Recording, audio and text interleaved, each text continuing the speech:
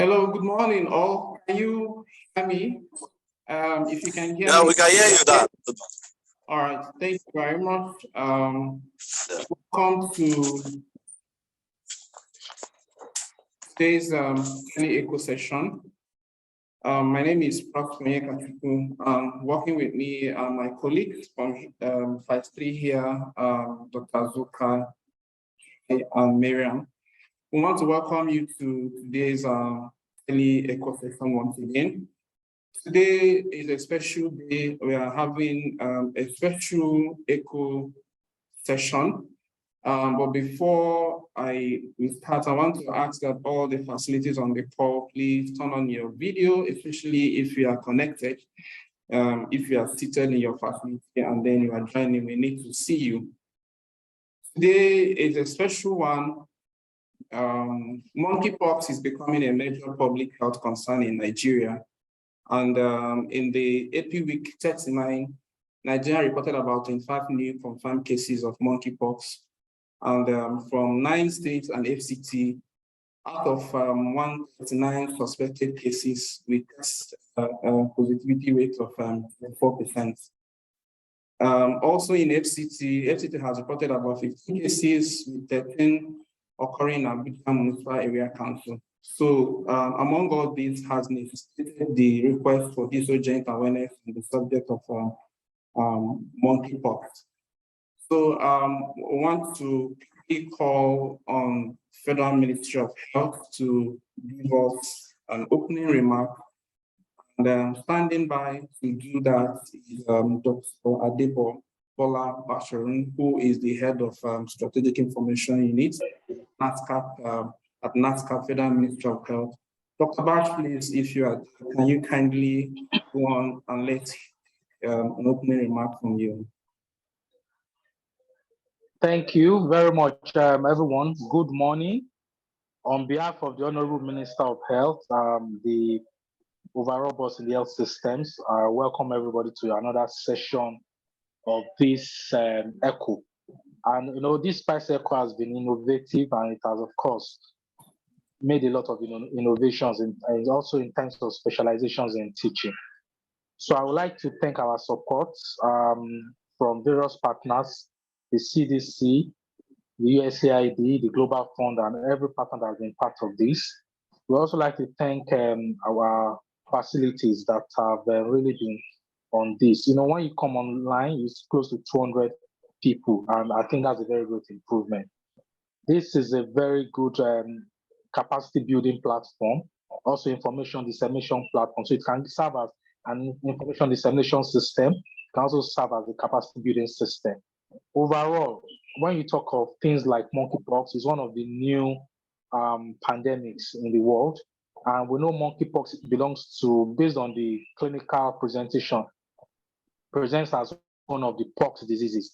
And the other pox diseases that we know, the popular ones are the eradicated smallpox, and of course, the one that is still with us, the chicken pox. So once you can understand the principle behind those ones to a large extent, it guides us in understanding what monkeypox is about. And there's a unique co-location or co-infection whereby you see monkeypox in the presence of some other diseases, especially among the key population group. So I think this teaching also tells us more about the linkage between monkeypox and what you see with the key population groups as a whole. It has a large, especially the MSM group. So I think this teaching today will be very robust, and we should all listen and learn and get adequate information on this. Like I said earlier, it's both an information dissemination platform and it's also a teaching or capacity building platform. So let's tap into this well and get the best for our own personal development. So I've made up my mind. I'm actually on leave, but I made up my mind that this teaching is extremely important and I should be part of this. And once again, I thank the organizers for making this come to pass. Once again, thank you and everyone for your contribution. I had a good learning session. Over from me, on behalf of the Federal Ministry of Health. Thank you very much, Dr. Basharun. Thank you very much also to Federal Ministry of Health for your support as always. Again, we want to take a goodwill message from US Center for Disease Control, and standing by to do that is Dr. Banji Oladipo. Ipadiola, who is a senior public health specialist, Division of Global Health and Protection, U.S. Center for Disease Control. Dr. Banji, please, if you're there, can we have you? Okay, thank you and good morning, everyone. First of all, I bring greetings from the CDC Country Director, Dr. Mary, who is engaged in another meeting. We're happy to be here. We're welcoming all of you for your participation in this very important meeting. I think I will not bore us with so much talk. Dr. Adebasharon has explained why monkeypox is very important at this point. It's still a global outbreak. It's still a global public health emergency of international concern. And we've seen a lot of cases in country. So we will look forward to hearing from our esteemed speakers who will train us on monkeypox, provide orientation on where we are as a country and what we are doing to address the outbreak.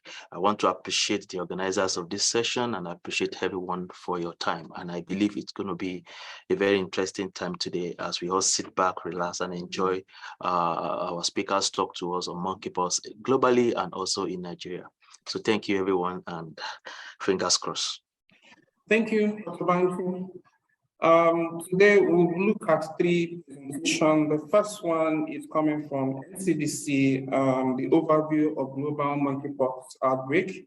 And then we're also going to look at monkeypox detection and reporting from NCDC. That will be taken by Dr. Suleiman, who is a surveillance pillar lead at NCDC. And then the last will be monkeypox risk communication. That will be taken by Michael Okani, who is monkeypox risk communication pillar lead at NCDC. The first to usher in is Dr. Saleh Mohammed, who is a senior public specialist, emergency management, Division of Global Health at Protection and U.S. Center for Disease. Dr. Saleh will be taking us overview of global monkeypox. Dr. Saleh, please, if you are there, can you kindly unmute yourself? You have about 10 minutes to make presentation. We would probably take all the presentation and then open up the floor for questions, reactions from the facilities on the call so that we can better manage our time. So Dr. Saleh, please. Yeah, thanks, Dr. Prosper. It's a pleasure to be here once again. Confirm if you can see my slides and you can hear me loud and clear. Yes, we can see it. Okay. So like Dr. Prosper introduced, my name is Muhammad Saleh. I will be taking us through global outbreak of monkeypox as it relates to 2022 outbreak. Just like you hear from our colleagues from Nigeria Center for Disease Control, subsequently, prior to 2017, the last few cases of monkeypox reported in Nigeria were 3. In 1971, 2 from Abia State and 78, 1 from Oyo State, now Osun State. After that, monkeypox for almost about 4 decades never was detected until it re-emerged in September 2017, when 1 case was detected at Niger Delta University Teaching Hospital, Bayelsa, and NCDC was notified of those cases. Following those outbreak, in 2018, Nigeria began to export monkeypox cases to the diaspora. Like you can see from the slide, 3 cases were exported in 2018 to UK, 1 case to Israel, and in 2019, we got a report from IHR platform of Singapore of monkeypox exported from Nigeria with a link of travel history to Nigeria. In 2021, cases continue to be exported, like 2 to US and 1 to UK. Of importance to note here is that all these cases I've just listed all had travel history linked to Nigeria. And our colleague from CDC headquarters, Maldon et al., in 2020 actually reported a consensus evidence from the most recent common ancestor linking all these cases to a genetic source in the Bayelsa state.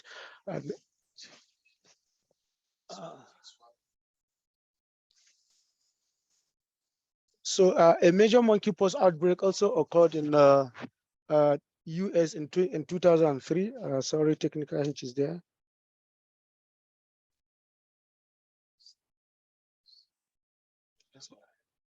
Okay, in 2003, Although for the case in 2003, there wasn't any documented evidence of community transmission. This was linked to some of the small mammals shipped from Ghana to US. Now for the 2022 global outbreak, this actually, is there an issue?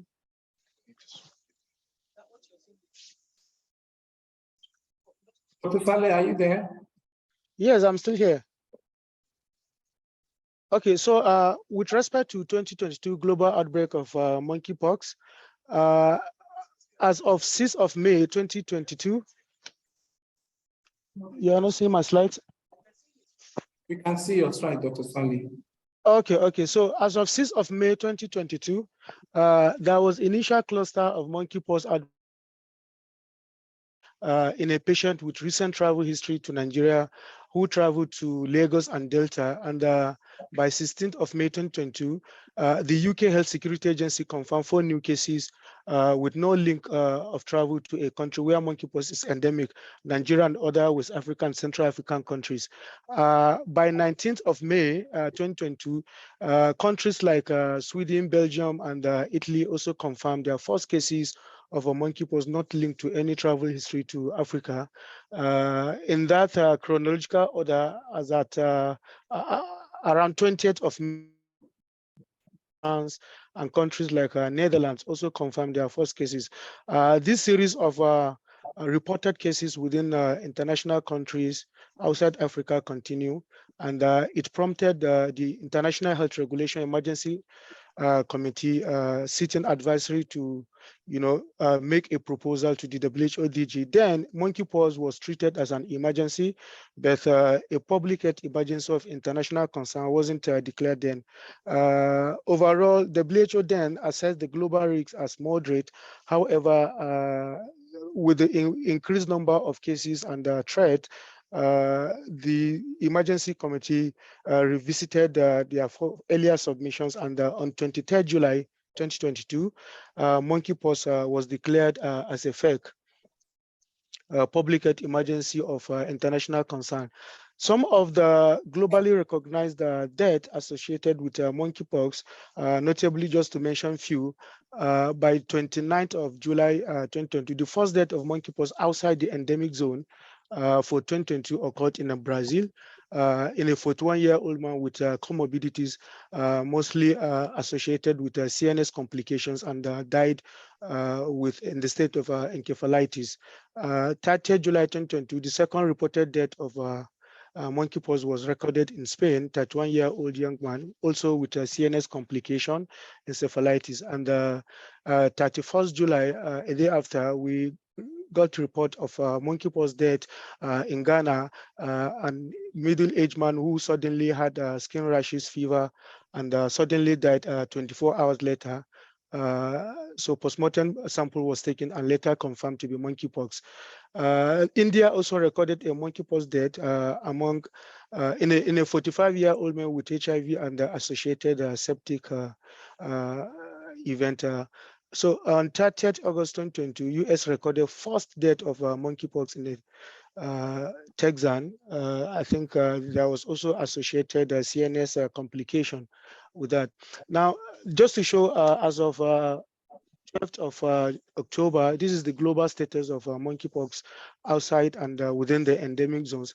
The countries on the right are the topmost 10 countries contributing to the burden of monkeypox. Overall, 72,457 cases have been confirmed all over the world. But notable to mention that about 98% of these cases are all from the non-endemic countries with no travel history linked to Africa or any of the endemic zones, signifying very large community transmission among populations where these cases were detected. There have been 13 deaths with equal proportion, 50-50% across both endemic and non-endemic countries. Total deaths has been 26. In terms of location, we've had 109 locations for 2022, where 102 of them, a very significant number, majorly, has been outside Africa. Now, in terms of clinical features, symptomatology of monkeypox, most features are similar to the past outbreaks in the endemic zones, Nigeria, DRC, and other parts of the West African region. The lesions are also somewhat similar with minor differences, heavily, deeply seated maculopapular lesions that escape and then finally resolve on its own and crush out. For monkeypox, for the 2022 outbreak, features are difficult to elicit, except in special clinics, because you come to realize that most of the clinical features in the 2022 outbreak are genital. If you see on the left, what we've put here in the 2017 Nigerian outbreak, we had oral sores, genital sores, and sore throat.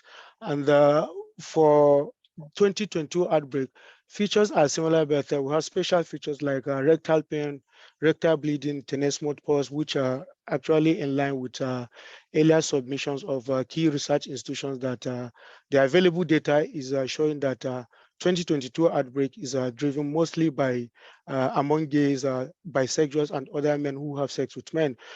These are some of the rare pictures from the 2022 outbreak within the US. If you see the one on the right, you could see that there is a tonsillar enlargement there with a deeply seated pustular rash on the right side of the tonsils. And for the genitals, these are very rare features, but we've been able to elicit these features among MSMs that shows penile pustular rashes, deeply seated and circumscribed, evolving from stages of maculopapular to scape and then crusting out. There was a interesting case report of a perinatal acquired monkeypox in 10-year-old infant in April. It was just recently published by New England Journal of Medicine. Dr. Sally, can you start rounding off? I think your 10 minutes is almost gone. Okay, so this is just to show that a neonatal case has been reported among cases of monkeypox and published within the New England Journal of Medicine. Now, just to specially show monkeypox and HIV, data currently suggests that about 40% of people diagnosed with monkeypox in the United States had HIV. Although science has not proven that having monkeypox, having HIV, increases the likelihood of monkeypox once exposed. Available data suggests that PLHIV, particularly with low CD4 counts, 350 thereabout, who are not virally suppressed, are more likely to be hospitalized and suffer from severe disease. Currently, there is no treatment approved for monkeypox, although some trial drugs like tocopherolate and cidofovir have been used, approved under special consideration by FDA for treatment of PLHIVs with monkeypox. 2 vaccines have also been approved, although Janus and ACMA 2000. Janus has been approved for use for PLHIVs and other members who have severe disease. ACMA 2000 vaccine, due to complications and serious side effects, is not recommended. For HIV, PrEP and PEP are still effective for preventing HIV, even if you have a PLHIV had monkeypox. For monkeypox, PrEP and PEP, while for HIV it is therapeutic, for monkeypox it's actually a form of vaccination. And to round up my final slide, this is the major advisory for immunocompromised, especially key populations. On 29 September, CDC issued a health advisory on severe monkeypox in those who are immunocompromised. This is not exclusive for HIV patients alone or key populations, MSNs and others. Severe manifestations could occur in form of a systemic bacterial infection, skin tissue necrosis, bowel blockage due to anal involvement, cardiovascular, neurological, and urinary complications. Among severe disease patients that are reported to CDC, majority of them had a CD4 count less than 200. And the guidance has been that monkeypox patients with weakened immunity or HIV should immediately visit a healthcare provider. Tocopherolate and under compassionate use has been recommended for people with severe monkeypox and does not show any absolute contraindication with ARVs. Data also, in terms of key drivers overall, data suggests that gay, bisexual, and other MSMs make the most of cases in the current outbreak. Anyone, regardless of sexual orientation or gender identity, who has been in close personal contact with monkeypox patient is at great risk of this.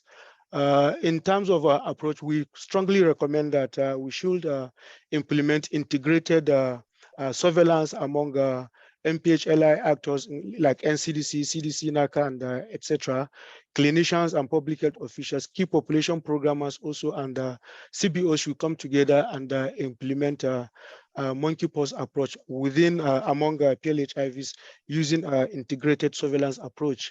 To conclude, monkeypox is no longer a rare disease per occurrence. FEC has already been declared. Investing in research will greatly uncover some of the burden we've not yet seen in Nigeria.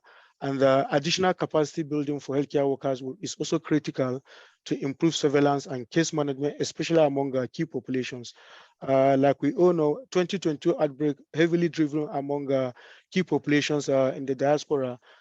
It's a case of universal vulnerability, which does not exclude that African countries are totally excluded from that risk factor.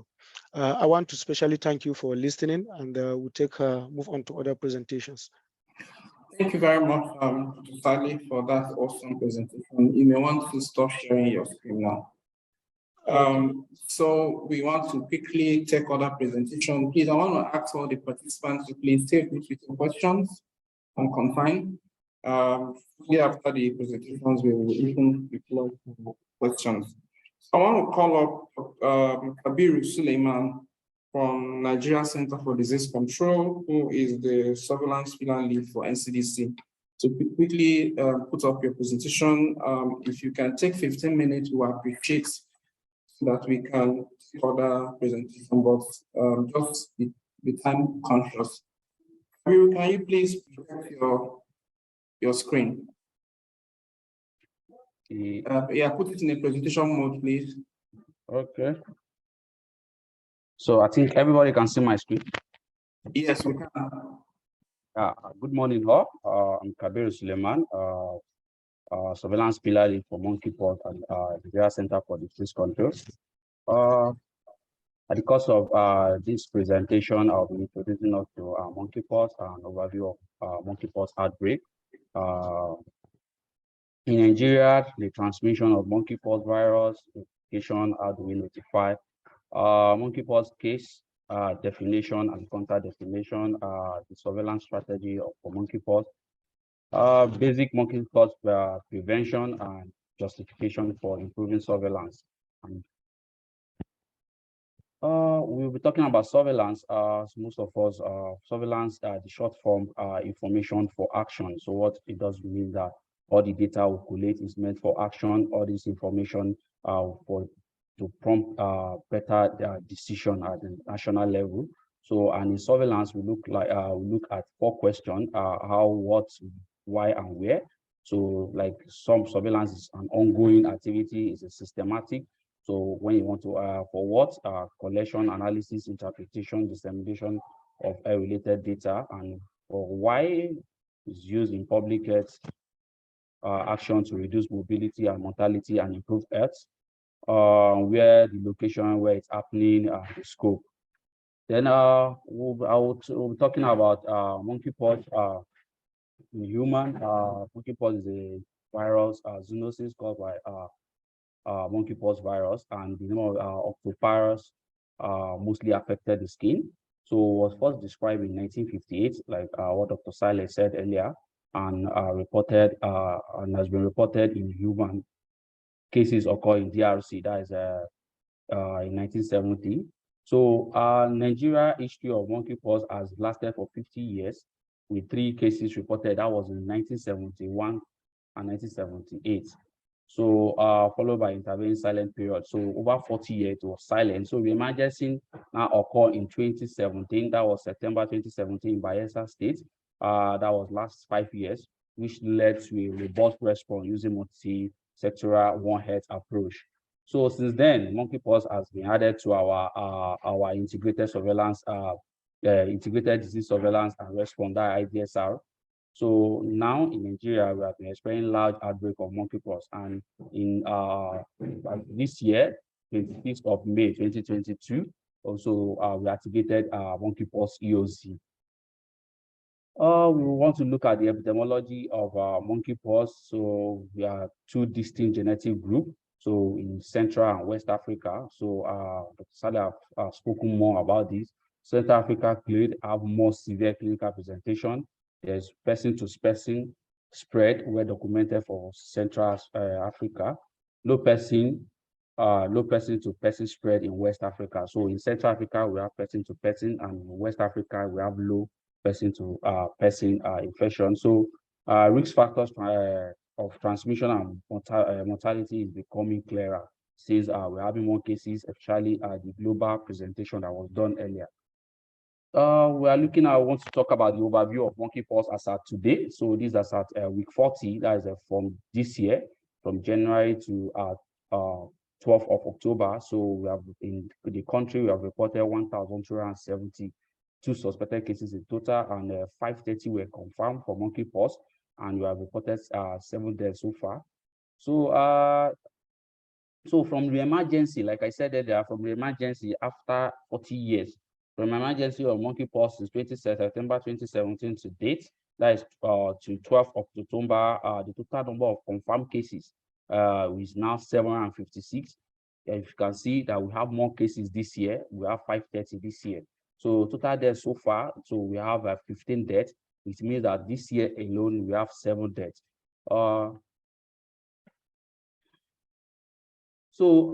This is a map of Nigeria, trying to show us what we have in 2017, followed by where we have those cases, confirmed cases in 2017. In 2018, as you can see, in 2019, there are few states that are reporting. In 2020, we just have like 5 states that reported monkeypox in 2020. But in 2021, we started enhanced surveillance, which involves active case searching, active case finding, which prompt us to have more states that report. And in this year, as you can see, almost all the states in 2022 have reported. So other states in white that have not reported have actually reported at least one suspected cases, just that none of them were confirmed, not that they are not reporting. So we look at the line graph of monkeypox just this year, that is from April week 1, from January to week 4, like I said earlier, week 38, we have more. In week 38, we have more confirmed cases compared to other weeks. In week 40, we have 49 confirmed cases just last week, that it was week 40. So this is a picture gotten from the feed in Nigeria here. So you can see the lesion on the feet, on the palm, even on the face. This is just a few of the pictures that just for you to see how the lesion localization actually looks. So how monkeypox being transmitted? So the virus can be transmitted from animal to human, and it can also be transmitted from human to human, and from contaminated environment to human. So in our environment also.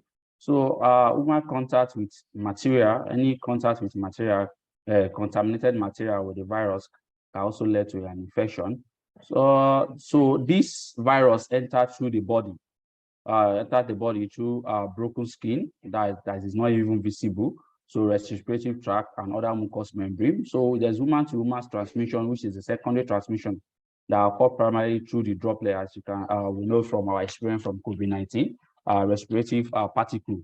So require prolonged face-to-face contact and direct or indirect contact with skin lesion and body fluid of an infected person. So these are women-to-woman transmission, or by contact with any object recently contaminated by the fluid, like the confirmed person, the person that have that was contaminated, the fluid of the person, or lesion material, like the picture I presented earlier.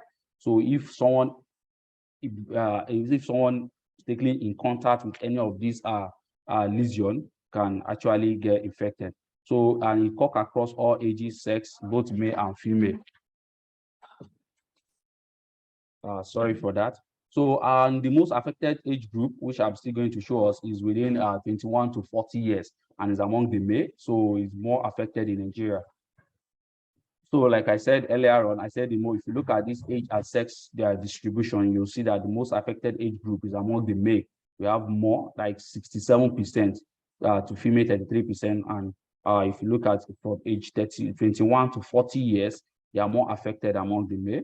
And this goes across what we have from September 2017 to date. So how do we notify if there's a monkeypox monkeypox suspected case? I'll still talk about that. So it's like I said, so it's among the epidemic prone diseases now, so that require immediate notification. And I think that's why we are here, so that we can take timely action and to prevent rapid transmission. So it follows IDSR flow. Most of us that are aware about IDSR will report other diseases. So monkeypox now is a case-based. We have CIF that we use in reporting, and we also have electronic formats through SOMAS.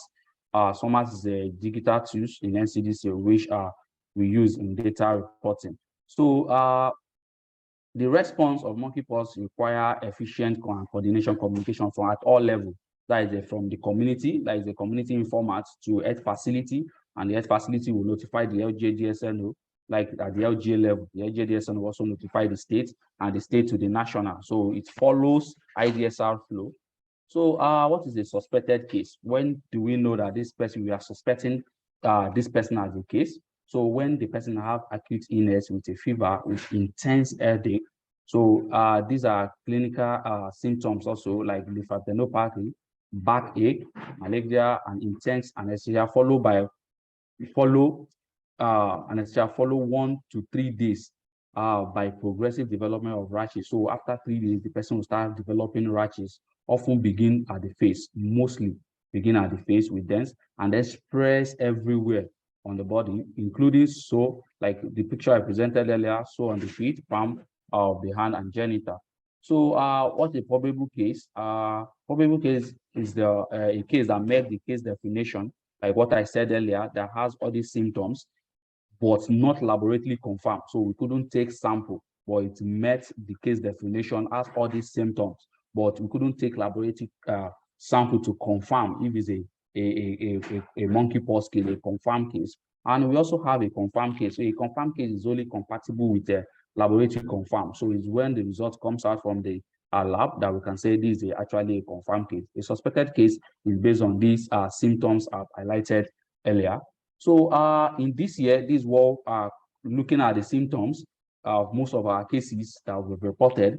Among the confirmed, that is 530, is what we have been seeing in percentage. You see the rashes, almost all the cases have rashes, 92%, so followed by fever, fatigue, we have, and other symptoms are there.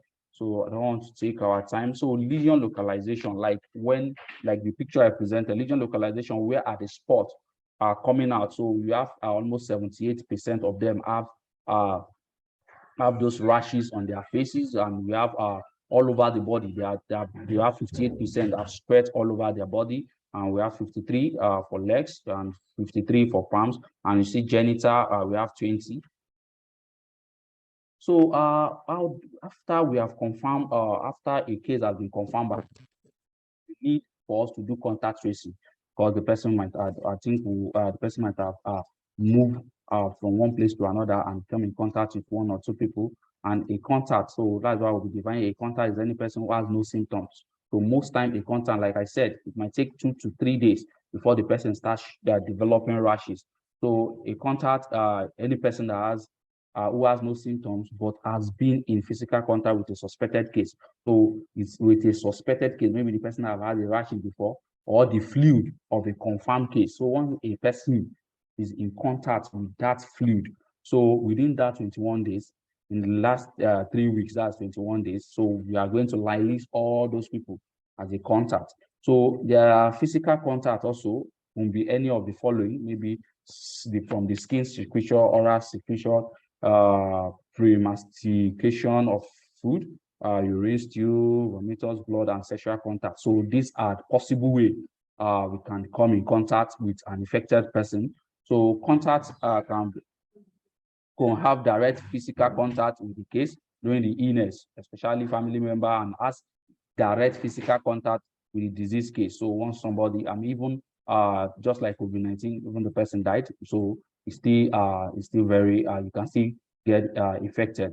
So including funeral and burial during the preparation ritual. So doing all this, you can still get in contact with the infected person. So the strategies of monkeypox are how do we look for cases like in monkeypox. So we do active case searching. Like I said, in 2021, we started active case searching. So we do case investigation and reporting and contact tracing. And I think that's why we are all here. So for active case search, how do we do active case search? The systematic identification of people with a suspected cases. So like I said, a suspected disease, you are not confirming that the person has this virus, but you are suspecting that the person has the virus by looking at the symptoms I presented earlier, using specific case definition. So those symptoms are case definition for predetermining the target group, which will lead us to take the sample. So, and the aim of this active case search is to increase case detection so that we'll be able to detect the person on time before coming in other family member or relative, prompt reporting, confirmation. So prompt reporting, after we detect that this person, we are suspecting this patient for monkeypox, we need to report the person immediately, like prompt reporting. Then send reporting comes with a lab sample and sent to the lab for confirmation. So who tested positive and early treated treatment.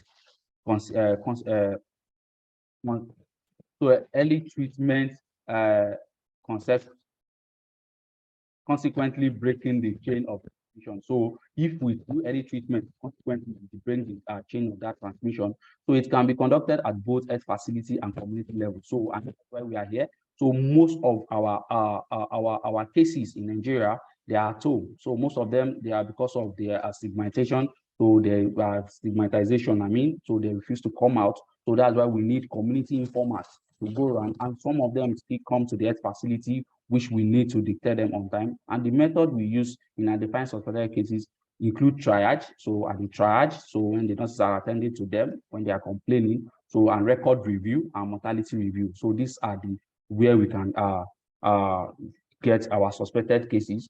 So contact tracing involves identification. So once a person is being suspected and we are seeing that this person has met the case definition, we need to start doing identification first. So contact identification involves you where our person for the past 21 days, where and where and what has maybe party or social gathering. So we need to identify all those contacts. Then after the person has been confirmed, we'll now start doing contact follow-up to know what is happening. So contact follow-up, person that has been contact with an infected person. So contacts are monitored. So both physical and phone calls. So like I said, for 21 days, we monitor them for 21 days. We have phone calls until the contact. If a person, until contacts are developing symptoms that have similar that follow the case definition also, so that means we prompt us for sample collection also. So the reason why we need to take do contact follow-up is for us to early detection, for especially for early detection. If they become new, like fever and rashes or both, they can quickly be isolated and treated. So that is the main reason for contact tracing.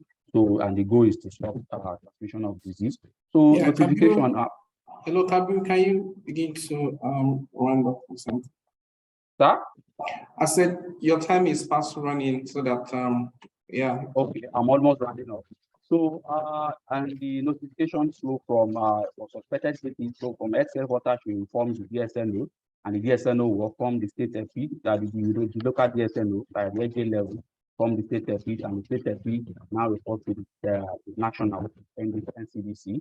So, and this is the flow, as you can see, from the community to health facility to LG, what I just explained. And so we, like I said, we use paper, CIF, and SOMAS, which is the digital platform for reporting. So this work they do patient identification indicators. So we also do contact line listing and follow-up. So like there's a form for contact line listing and follow-up, and we also require clinical. And this is just a sample of our case investigation form, and this is a sample of contact tracing form. So our challenges, we are in Nigeria, we have a lot of missing data, not reporting, late reporting, poorly completing of the form, poorly sample collection, inappropriate packaging and transportation of those samples. So delay in receipt result and implementation of code, which is a common problem we are having in India, the future challenge, which we need community informers to go in house to house for case finding. So, and these are the samples of missing variable. How to need to improve surveillance. So, like we know that the for this year is almost all over the state in Nigeria. We need to increase our awareness for Monkey Pox, for active case searching at facility level. Mortality of one is very low. Data show that mortality among immune suppressed individual is high. So my conclusion part of this presentation, we're looking for the and with a very high community transmission. As you can see from the data we presented, therefore early detection and reporting of suspected and confirmed case will limit the spread, which include active case search among key population, which to ensure prompt detection treatment, thereby improving outcome. Thank you very much, Kabiru Suleiman, for the awesome presentation. We are so sorry that you have to rush because of time, but we'll make the presentations available for all the participants. You may want to stop sharing your screen now, Kabiru. Then, please, participant, we are going to take a little more time beyond the usual 1 hour because this is special eco session. The third presentation is going to be on monkeypox risk communication. Can you stop sharing your screen, please? I'm trying to do that, sorry. Yes, good.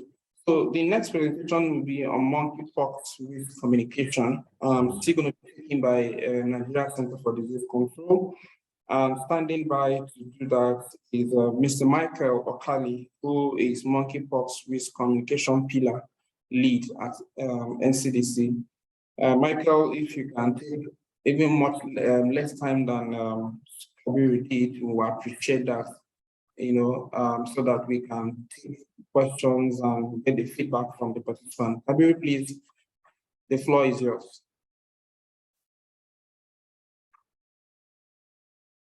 Kabiru, are you there? Can you speak, please? Sorry, Michael.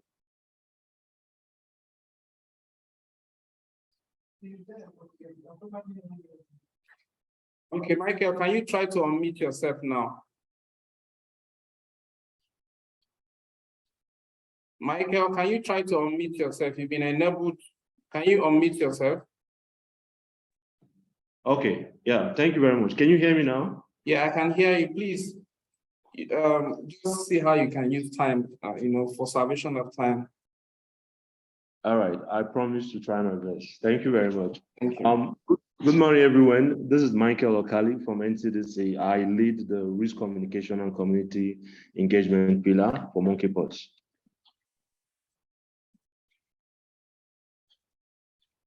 So I'll be presenting on Monkey Pox.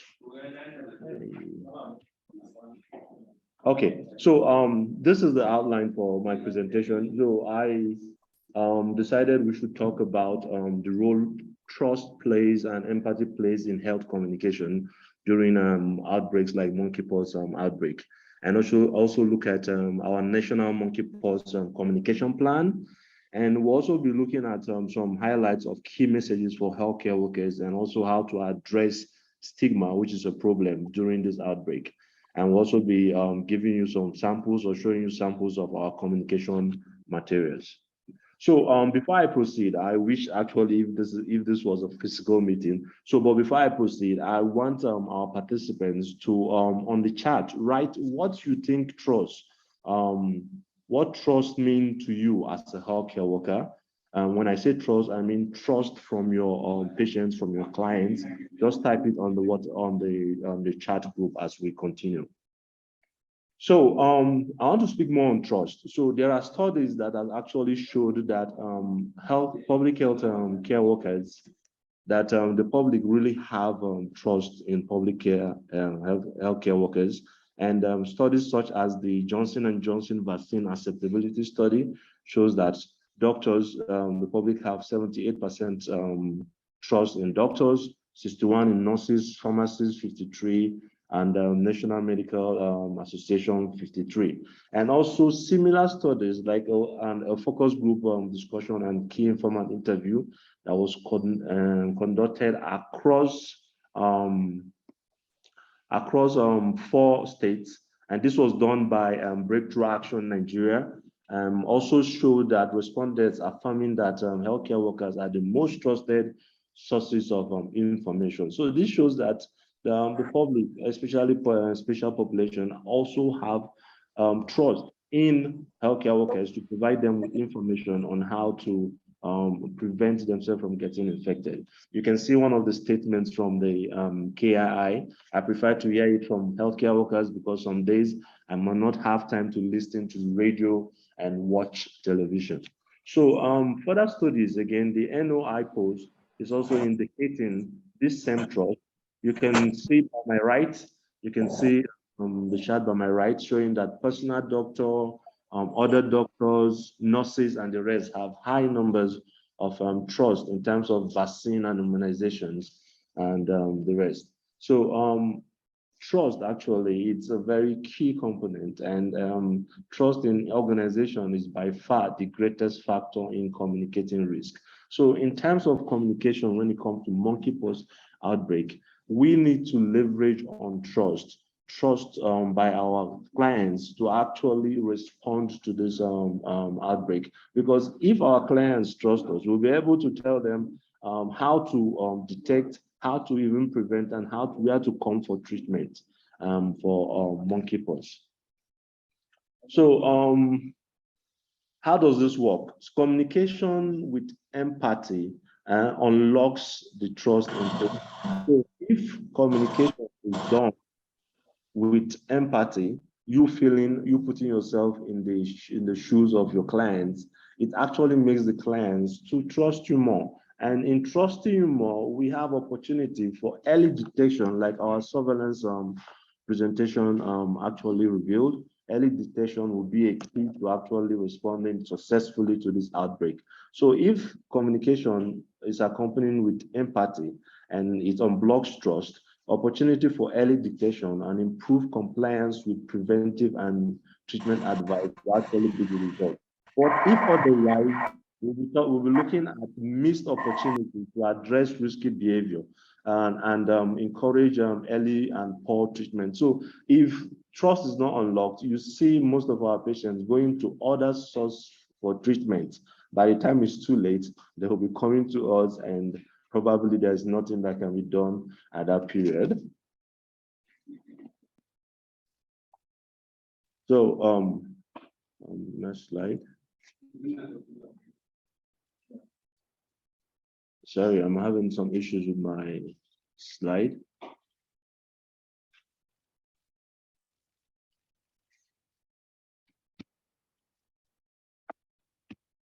Okay, so for communication with trust, communication plus trust plus empathy. So these are the benefits. So we're talking of reduced resistance to health messaging and saves time. You also have improved quality of health. Communication engagement leads to improved adoption of positive. So in all, what trust, communication plus trust plus empathy will lead to is a healthier population. So what we're saying in essence is this: with the trust that has been given to healthcare workers, if we can leverage on this trust and try to sustain this trust through actually showing empathy to our patients and our clients, we can be able to actually achieve the main goal, which is early detection, prevention, and also treatment. Slide. And slow moving. Apologies, this is taking a lot more time.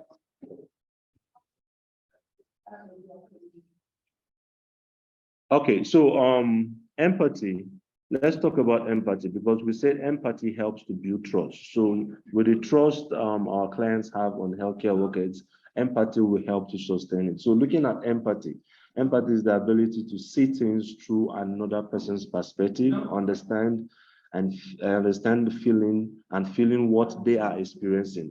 Empathy helps to build trust, as clients feel the provider is being transparent. So when you empathize with your clients by showing them that you really care about what they are saying, especially the key population, you are being transparent and you're honest and you're open to actions, not just by saying so. You're also listening and understanding to them and being sincere. If you look by the right, you see a chart that indicates 4 elements of empathy by Teresa Wiseman. So you see their world, you appreciate as a human being, you don't judge, and then you understand their feeling. And after understanding the feeling, it doesn't just stop there. You communicate your understanding. So if you practice this, the trust between the clients and healthcare workers will be more strong, more sustained. And this will lead to a lot of detection of outbreak. Community members will also be telling you that this is what is happening that we don't even know about. And they'll be trooping in for treatment, for advices, for treatment, and which will lead to success. So empathy, what are the benefits of empathy? So you see, every day healthcare workers have opportunity to make a difference in a client's life. If you or a loved one have needed care, you may remember what difference it makes to have a care. So if you have a healthcare worker that is very caring, immediately you have a problem, the first thing you think about is coming to that person. But if you really don't show empathy, as soon as there's an issue with any of the clients, they start looking for other source, because they know that coming to you may not really yield to the desired result. So clients who experience empathy and care have better clinical outcomes. This is obvious. So people that go to healthcare workers and they experience this communication that is accompanied with empathy, definitely keep coming and definitely build more trust with the client. So what I'm presenting now is our communication plan for key population. So what we did at the beginning is we conducted a perception survey. This was actually supported by Breakthrough Action Nigeria. It was a robust one in 6 states. So after conducting this survey, we now had a content development workshop, which was based on the report from this survey. So in that development workshop, we had our partners, CDC, PEPFAR, and the other stakeholders join us to develop content for our materials. So after developing this content, we engaged NGOs with these messages, and HPOs. We disseminated and shared these key messages to the states for more expansion. So we also engaged clinicians attending to key populations, and we also had press release. That's our public communication aspect. We also had press releases, social media engagement.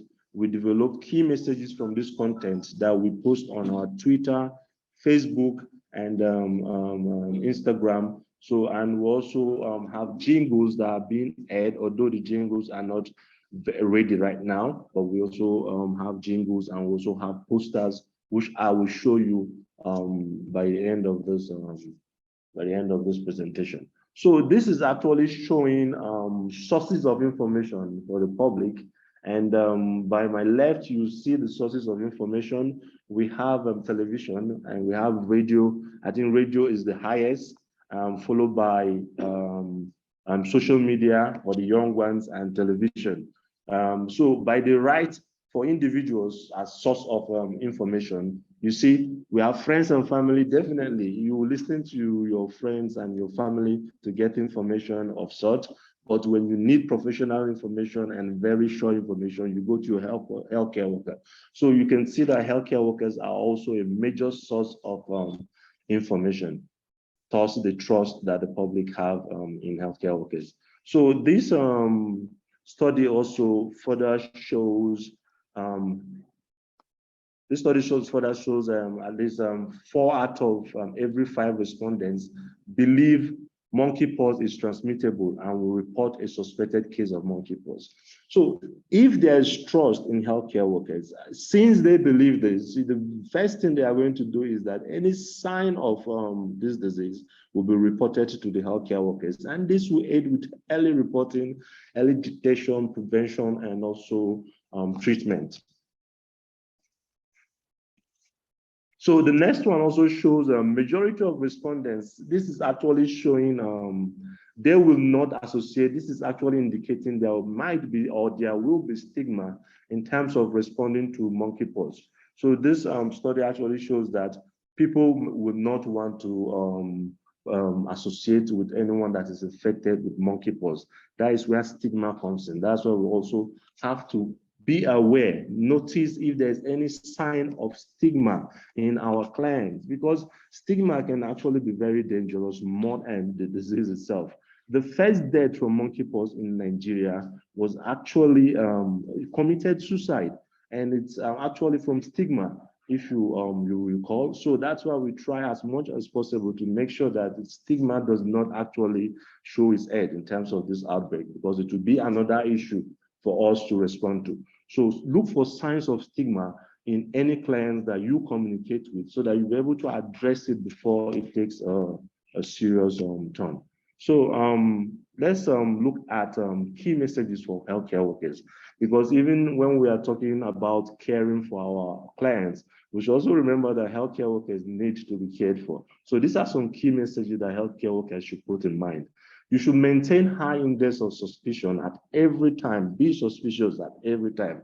Observe IPC measures strictly. Report suspected cases promptly to your LGA DSNO. In every LGA, all the LGAs in the country, there are DSNOs in this LGA. So you should have their numbers to report any suspected cases as a healthcare worker. Refer cases to designated treatment center by the State Ministry of Health, or call our toll-free number, which is 6232 for guidance.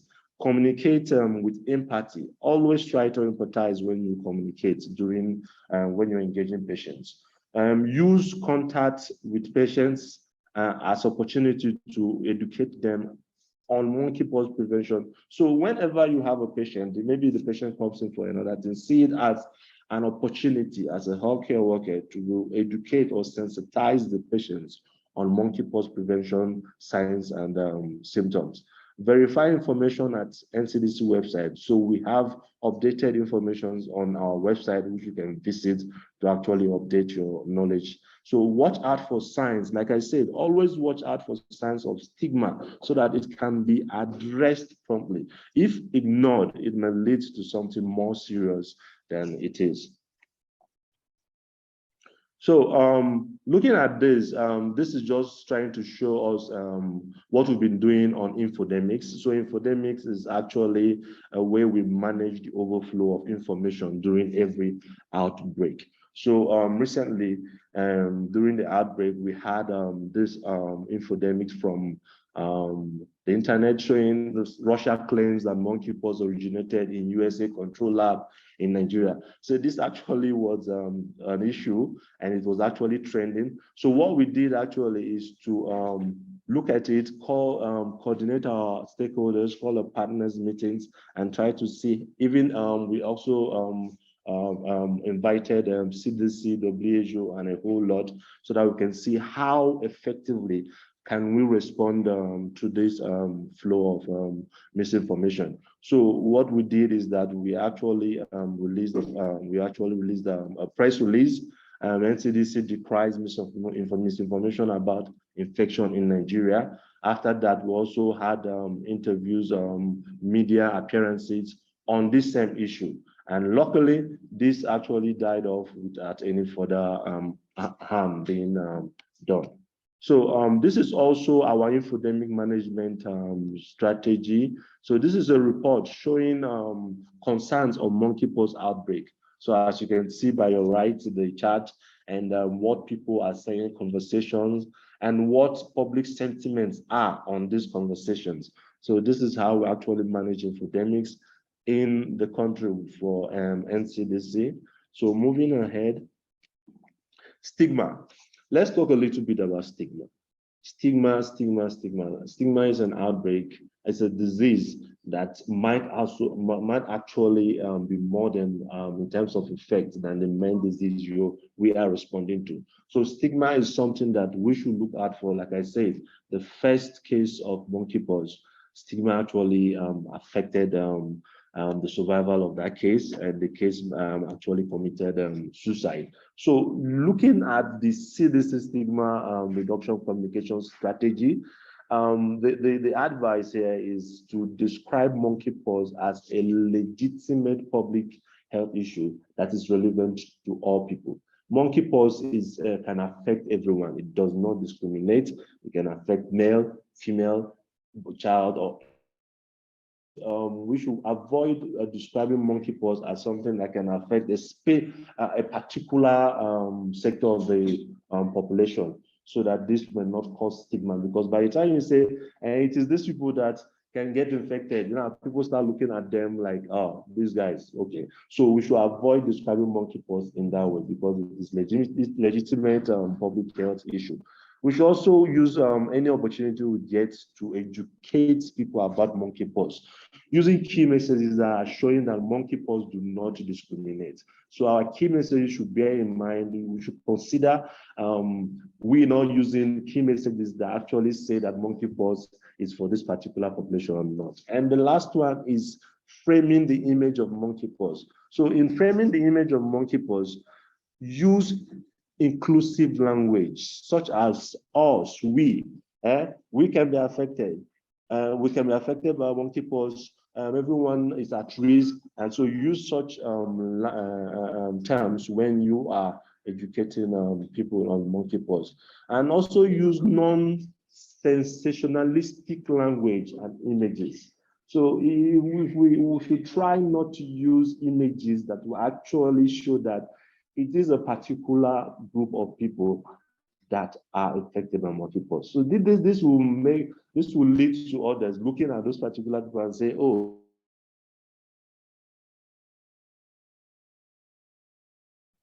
Kabira, are you still there? Michael, are you still there? Using languages that resonate with the audience. So you should be careful of the languages you use. So when we apply all those strategies, I'm sure that stigma will actually be reduced to the minimum. Lastly, this is our monkeypox communication materials. So we have jingles, although the jingles are still being pre-tested, they are not ready yet. But we also have posters. You can prevent monkeypox, and we have FAQs for healthcare workers, and also FAQs for the public healthcare workers. So we can share this with CDC and other stakeholders to be sure that everybody gets it. And we also, BAN also developed, Breakthrough Action Nigeria also developed a guideline for empathy, IPC, interpersonal communication, which I will look into how to disseminate it to everyone for further review. And with this, I say thank you very much, and over. Thank you very much, Michael Okali, for the awesome presentation. You may want to stop sharing your screen. We apologize for taking a lot of your time. Today is a special echo session and it's expected. So now we want to take questions, concerns. We still have the Federal Ministry of Health on the call. We have CDC and other stakeholders on the call. If you have questions, please can you use the Zoom platform to raise your hand, and then we'll be given an opportunity to ask your question. I saw Mr. Jagdi's hand up before, but it's no longer there. I don't know if your concern has been addressed. Okay, so we have Dr. Elani David. Dr. Elani David, can you unmute yourself now and ask your question? Dr. Elani David. Yes, sir. Good morning, everyone. Good morning. Good morning, chiefs, all the presenter. Thank you for the wonderful presentations. My questions are, the first one, what is the particular natural reservoir of monkeypox? And also, what are the preventive measures that for us, the ART physician, will give out to our patients in the course of the clinic visits, so that they will state them clearly for them. And also, is there existing vaccine for monkeypox, or is it the same vaccine with smallpox that covers for monkeypox? Thank you. Thank you very much. I want to call Kabiru Suleiman to respond to this in 1 minute, and then we'll take other questions. Kabiru, please, can you unmute yourself and respond to this question? Kabiru, are you there? Yes, I'm here. Please, can you quickly respond to it and so that we can move on? Okay, so for the prevention, are you with me? Yeah, I'm with you. Please go on. So for the prevention, I think we should avoid contact with animals that harbored the virus. We said the monkeys and all that, and to make we should avoid contact with human and animals like sick people, and isolate patients who have who can be at risk. So those are the prevention. Also, we should use our, like what we have been doing for COVID-19 PPE, that is personal protective equipment, when taking care of this patient. So we should also do that. We should practice hand hygiene. So when they come, what they have been doing, to wash your hand, everything, all precaution we took during COVID-19 is also what we are using. So, but therefore, for the vaccine aspect, there's no vaccine for now. So I think, someone is saying something. Okay, go ahead. I just want to come in as well, just to add one or two information to that. Okay, I'll call you Dr. Banji shortly. Hello? Hello. Please go ahead. Yeah, okay, for the vaccine, I think is still in progress. For the smallpox, maybe smallpox vaccine can be used. Dr. Banji, I think he wants to speak about that also. Is there any other question I've not answered? Okay, I think he also asked about the primary host of monkeypox. Okay, so the primary host of monkeypox has not yet been established, like to say this is the primary host. So because we have been doing, a lot of research work is still ongoing concerning monkeypox, but primarily now we've said there's a woman to woman, so in our environment. So for now, we have found out that among the animals, especially, we have a case with a vet doctor. So if you are harboring if you are taking care of a animal, so animals are the primary host, and they have animals like monkey, birds. So and Mr. Banji will also talk more about that. So they are the primary host also. So I think for now, these are the one I will answer to. All right, thank you very much. We want to stop sharing. Can we have Dr. Banji? You wanted to add to lend your voice. Dr. Banji, are you there? Okay. So just briefly to say, of course, there are vaccines that are still at several stages of development in the US. I think there are 2 of them that are listed even in CDC website. You can also look at them. But of course, we know that the monkeypox vaccine continue to protect, smallpox vaccines continue to protect against monkeypox. On the natural reservoirs, I think I will just pass it to Dr. Saleh, who has led some animal studies. I don't know if you have a lot of time. There's still a lot of information to share on monkeypox. Thank you, Anova. Thank you very much. And also, sorry, one more thing. And also, you can visit NCDC website. We have a lot of guidelines there for more information. Also, thank you. Thank you. Thank you very much. We want to stop sharing your screen, please. Okay, we have questions. We have from Epin, Benue State. Epin, Benue State, I think General Hospital. Can you unmute yourself? You've been enabled and ask your question. Epin, Benue State, please, can you do that quickly? Hello. Yeah, I can hear you. Can you hear me? Yes, we okay. Can hear you. Okay, thank you to all the presenter. Nurse Martha in charge of health unit. Mine is not a question, but a scenario. There was a day that a client came to visit a doctor with rashes all over the face. Initially, we thought it was chicken pox, but the doctor suspects monkey pox, and the local person in the local government was informed immediately. So this person's sample were taken, and after the test was confirmed to be a monkey pox actually. Then the local person in question was expected to, bring the treatment. And according to him, this case has been reported and nothing has been done, like the government sending any drugs to this particular person after giving this person hope that there is a drugs for it and all that. And not just one. Presently, we have 2 cases and being confirmed in Obi local government of Benue State, and nothing has been done to those 2 confirmed cases. So in short cases, what are we to do since there is no solution for them and nothing, the government itself is not doing anything about those 2 confirmed cases? Thank you.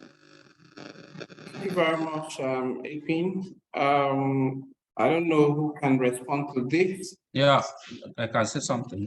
Dr. Saleh will respond. Okay. Okay. Who said, Dr. Saleh? Hello. So we have Dr. Banji, Dr. Saleh. Please, who is to respond, or Kabiru? Can we unmute Saleh? Saleh is about to speak. Is there a way we can do? I'm trying to do that. Can you unmute Saleh? Saleh is speaking. Okay. Trying to see if I can do that from my end. Dr. Saleh, what did you join with? You were co-host before. Dr. Saleh, please, what did you join with?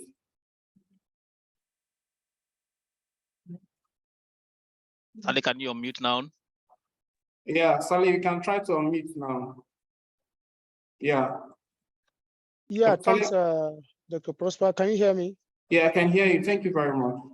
Yeah, so just to add a point on the natural reservoirs, like Kabiru did mention, that studies are ongoing. Actually, we are leading a monkeypox animal surveillance ecological studies, but really within the tropical thick rainforest, squirrels and small rodents like rats have been implicated as reservoirs for monkeypox. In Nigeria, one of the rats we got from Afi Mountain, Calabar, Cross River, demonstrated generic autopox positivity, which is not specific for monkeypox, but general autopox. So samples have been collected to, uncover the natural reservoirs, just to underscore, the factors surrounding monkeypox host identity. As soon as those studies are concluded, we'll be able to share more details around that. But generally within squirrels and their small mammals and rodents, those are the reservoirs for monkeypox virus. There was also a question I saw in the chat. I think it would be nice to make a general clarification on that. Someone asked that could someone who is asymptomatic transmit monkeypox. It's important to mention that spread of monkeypox virus usually start from when the symptoms appear until the rash has fully healed. And generally, we have, there are 4 stages of monkeypox ranging from incubation stage. This usually takes 1 to 6 days, but can last for 3 days. During the incubation stage, patients are usually asymptomatic and are not contagious at that stage. Now, the next stage is the prodromal stage. The prodromal stage usually shows constitutional symptoms 1 to 2 days after the incubation stage, fever, general malaria, and lymph node enlargement, and a few rashes start to appear.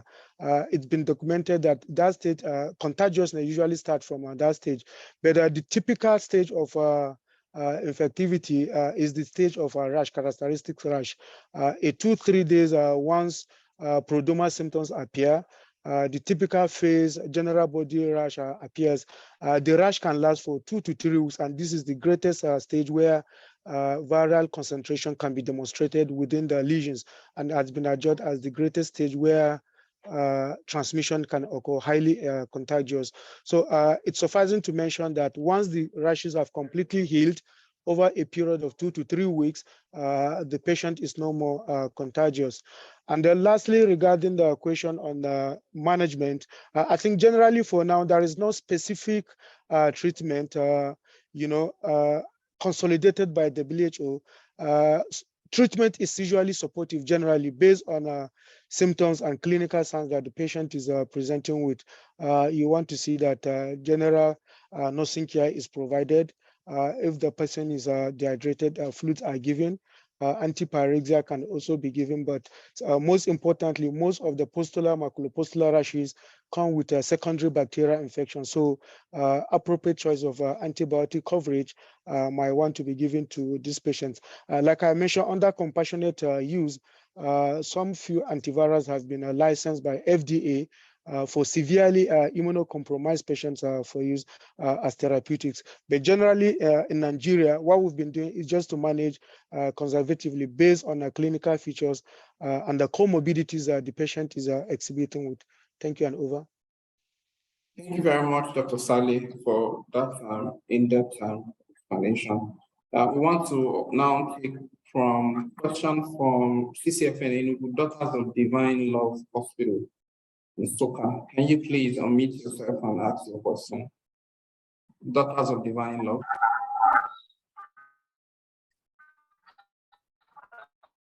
Daughters of Divine Love. Good morning.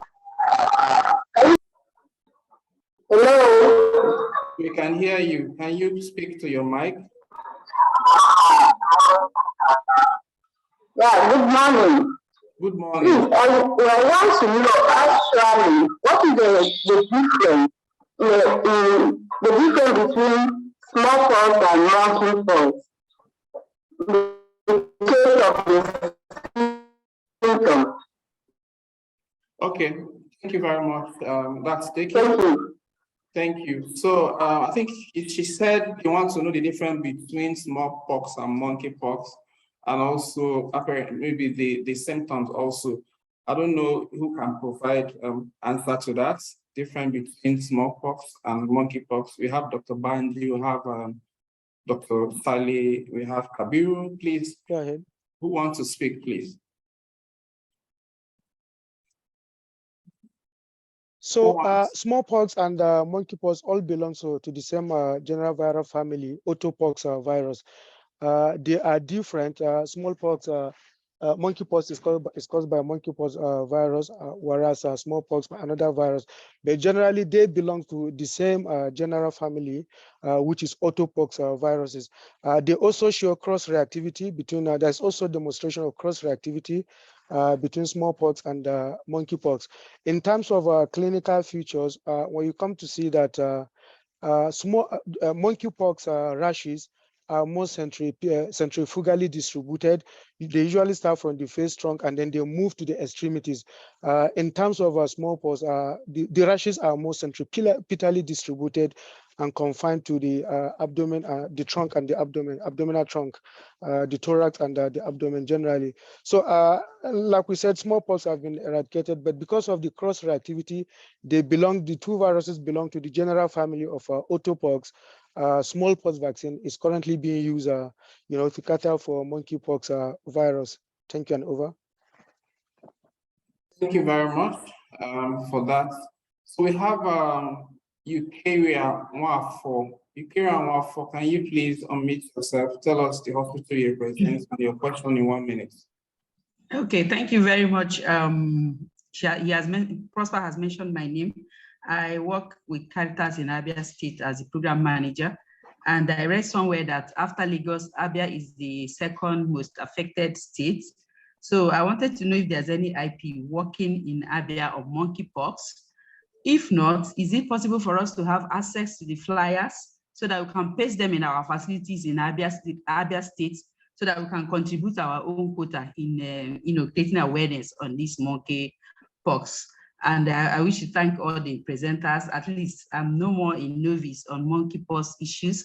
I can educate others very well now with the 3 presentations I listened to today. Thank you. Thank you very much for that brilliant one. And we want to ask who can respond to that, if there are IP or if there is MCDC sub-regional office within the region that can provide, create awareness, or probably, can respond to such concerns. I think the communication person will be able to speak more on this. Michael or Kali, if you are there, can you in 1 minute please respond to this? Who is sharing on the sharing screen? Michael, is that you?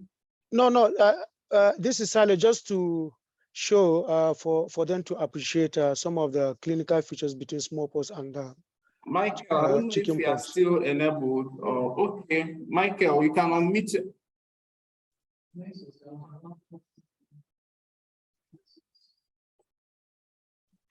Please, who wants to respond to this? Michael, if you want to respond, you can raise your hand. Let me see you again and enable you to speak, or anybody from NCDC.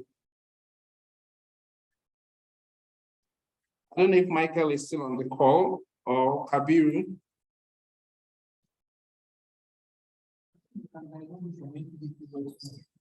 Hello, can I speak? You can speak, please. Sorry. So we have the soft copy for the flyers, but we don't have the printed copy. Michael will have respond. Maybe it's not on the call, so we can share the soft copy, or if only it can be printed. So I think that is one. We have the soft copy. So okay, Michael, what you will do is, may I request that you please send the soft copy to me right away or shortly after the call, so that when we are sharing the presentation slides, we will attach all of them. And then to the concerned person from Abia State, if you are not on my mail list, please reach out to your implementing partner to send you the materials that we're going to be sharing at the end of this call. So again, we ask that we are going to go beyond our usual time because there are a lot of concern on this. So I want to allow Yahaya to ask. Yahaya, please, can you unmute yourself and ask your question, Yahaya? Okay, good morning, sir. And I'm Dr. Yahaya Disu. I'm the head of risk communication in NCDC. So I've actually been trying to respond to some of the questions earlier, but because I couldn't unmute myself, and so I couldn't. For the flyers that was requested for, the thing is we're waiting to get the final approval because we also got some feedback from some of our stakeholders, USCDC, and then for us to incorporate that before we send that out. So once they are ready, we'll definitely disseminate that. In the next 1 week, I think the whole thing should be ready, and even the jingles themselves. So that's that. Then one thing I also want to add, in addition to Michael's presentation, concerning stigma, as healthcare workers, as people healthcare workers trust, we also need to watch out for signs of stigma, so that the earlier we detect it, the earlier we're able to counsel the patients and address the source of that stigma around them, because it can really affect their morale. And we have seen a case that committed suicide just because of this stigma. And then and also we know this group of patients may also have some other concerns. So we need to watch out for it beyond doing the general things to avoid stigma. So as healthcare workers, we are ready to continue to provide support, and we're engaging our state health promotion officers to also do what we are doing at national, as we're engaging the PEPFAR partners and relevant stakeholders to also engage NGOs, PEPFAR LGOs in the community to reach out to these key population in terms of the messaging, because they are the best person that can access them. So it's an ongoing thing. Things like what we have done today with clinicians and healthcare workers, we want to continue to do that. When we get opportunities to organize webinars and to also partner with states to ensure that these messages get down to the grassroots, and then clinicians that are consulting wherever they are, especially engaging the key population, we want to embrace that opportunity. We work with our breakthrough action partners to develop a model on empathy building and empathy and trust building to improve communication skills between healthcare workers and their clients, because the studies have shown that healthcare workers are highly trusted. But are they optimizing this trust for improved health outcomes, as Michael has presented earlier? So that module is available, and then we have done national TOT, and we have started cascading in some states. And I think for key population stakeholders engaging them, we will also need to find a way whereby we can work with this, because it is very, very key. And it has the benefit of going beyond just addressing monkeypox issues. It's something that can affect, that can improve our services and for other infectious diseases and other concerns. So thank you very much. And in case there are other questions that I may be able to answer from NCDC, I'm available to support. Thank you for giving us this opportunity to present. Over. Thank you very much, Dr. Yahaya. He is the Deputy Director and Head of Risk Communication at Nigerian Center for Disease Control. You guys are doing a great job. Thank you once again. So we are almost close to the time. I just want to take these two questions. One from state clinical mentor. The national clinical mentor have been invited, and we encourage them to also extend the invitation to the state clinical mentor. So Elizabeth, please, can we have you ask your question in 1 minute? All right, thank you so much, Dr. Prosper, for the. I really have to go and get my PhD so that I won't feel biased when I'm being called a doctor.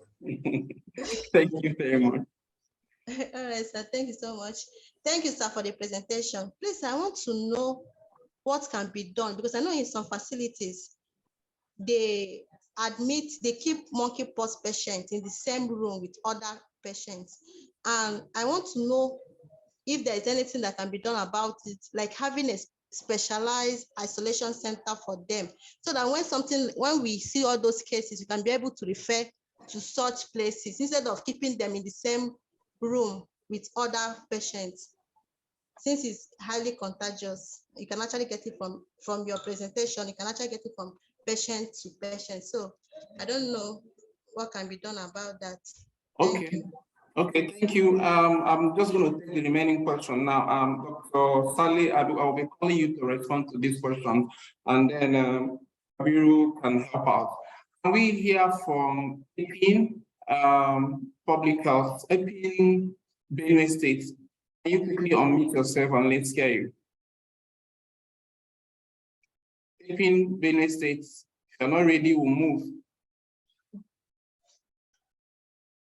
Okay, let's have Halima Usman. Halima Usman, can you unmute yourself and ask your question? Questions from Benue State. Halima Usman. Good morning, everyone. That should be Halilu Usman. Thank you. Oh, Halilu Usman. Sorry for mugging you. Please. No problem. Just before Apin Benue comes in, I want to say that our partners in Abia, currently our preferred partner in Abia, will take the lead in terms of, disseminating the IEC materials once they were finalized and pre-tested. And that is also applicable to all of our states where we have a CDC presence. They have been sensitized, and we are only now waiting for the finalized IEC materials for us to commence dissemination at state level. Thank you. Thank you very much. We won't take further questions for salvation of time. So I will want to call Dr. Saleh Mohammed. Can you quickly respond to the last questions, and then we'll be closing out. Dr. Saleh, yeah, thanks, Prosper. The general approach to clinical management of monkeypox goes with infection prevention and control measures. For all patients of monkeypox, clinicians are supposed to observe standard precautions, the 9 elements of standard precautions. In addition to that, they are also supposed to observe transmission-based precautions, depending on what clinical features the patient is presenting with. They are supposed to look out for contact. For example, monkeypox patients usually come with very severe pustular rashes, exudating pus. So they are supposed to also use contact precautions. If there are respiratory symptom involvement, airdrop and airdrop and droplet transmission precautions are supposed to be also, taken care of. Now, with respect to isolation and quarantine, you come to see that monkeypox patients are not supposed to be, combined together with the general patients in the ward. However, what we usually advise is that if you don't have isolation facilities where you can keep them because of the contagious nature, you could use side wards within the general ward, side rooms within the general wards, and afterward, once they are discharged, those wards, linens and beddings can be disinfected. Still within our low resource constrained environment, if you are working within a ward where side rooms are not available, and absolutely you must keep a monkeypox patient within a general ward, it's advisable that they are taken to the extreme end, and 1 to 2 beddings, are freed between from where the patient is and where you are keeping some other patients, just to create that space that this person is not mingling with other patients. It's really difficult. The ideal thing is to keep them in the side room or in isolation facility where they can have, sorry, presentations go on, where you can have exclusive, where you can have them exclusively separated from the general patients. And by and large, like I mentioned, for all monkeypox patients, just like other infectious disease patients, clinicians are supposed to observe standard precautions and elements of transmission-based precaution based on clinical features they are displaying. I think this will suffice for now. Yeah. Thank you very much, Dr. Sally, for all your responses and further insights into this topic. We won't take further questions. At this point, I want to call on CDC representative, Dr. Banji Ipadiola, to please let's have a final word from CDC. Dr. Banji, please, can we have you? Hello, Dr. Banji. Yes, thank you. It has been really an exciting section on this ECHO today, and we want to appreciate everyone for your time, for participating, and for all those good questions. I know it's a very short time, we can't cover all the topics, but we will continue to reach out to our partners to make sure this information is disseminated, and continue to see how future ECHO programs can also take 1 or 2 information further. Thank you to all our facilitators from NCDC and colleagues from CDC, and for those that have also supported planning this activity. We appreciate you, and also thank you to all the participants in your various locations. I could see how you are very attentive in listening and even asking questions and engaging. We'll make sure this continues in one form or the other, and we'll continue to work together to make sure you have all the information you need to protect the health of Nigerians. Thank you very much for your time, and thank you from CDC. Thank you, Dr. Banji. I also ask that you kindly, I don't know if Michael or Kali have my email. We want to get the IEC material that Abia representative asked, so that we can send them a soft copy and encourage them to print and paste in their facilities to ensure that folks are informed about precautionary measures and what is involved in ensuring epidemic control. So I will be looking forward to that before we send out the presentation slides. We want to call Dr. Bashirun Adebobola, who is the head of SI NAFCA, to give us a closing remark. Dr. Bashirun, please, are you still there? Yes, Prosper, thank you. So Prosper, from what you said, I think it's high time you quickly round up your PhD. Apparently. You're calling your flu doctors now. Apparently, well done, I'm going to do that. Yeah. Well done. So it's been a great session. So I'd like to thank everyone. Of course, the CDC team, they've done well in making the presentation, and also all the stakeholders here. We had over 600 participants. I counted 676 at one point, and that's huge. So for me, it's very impressive, and we should continue with this landmark achievement. Now, something that is key, again, I'd like to speak about is comparison of smallpox and monkeypox. We should know that smallpox has been eradicated. So the first diagnosis of exclusion, when you see such things, is monkeypox. You don't need to bother yourself much about, is this smallpox, is this not smallpox? is purely monkeypox, since smallpox has been eradicated. Then another clinical differentiation or difference is that monkeypox usually have large lymphadenopathy, while smallpox hardly gets any much large lymphadenopathy. But like I said, it's a primary diagnosis of exclusion, so the interest should be monkeypox. Now, the other part of interest for us as a government and as a country is that we should strengthen our isolation approach. I think definitely, even if the hospital doesn't have isolation center, we should create something that can at least isolate for that particular client or that patient at that point, because we shouldn't risk cross transmission of this within a facility. Part of the greatest challenge is when you have what we call the hospital-based, hospital-borne transmission. It leaves a level of distrust in the system, and it also creates another form of stigma and lack of trust in the entire system. So in the hospital, you try to reduce iatrogenic or inter-hospital nosocomial transmission of such infection. So I think I will encourage us as an action point. I once said it last year, I think so, that for every ECHO session, we should try as much as possible to have an action point for us to take home with and to work with.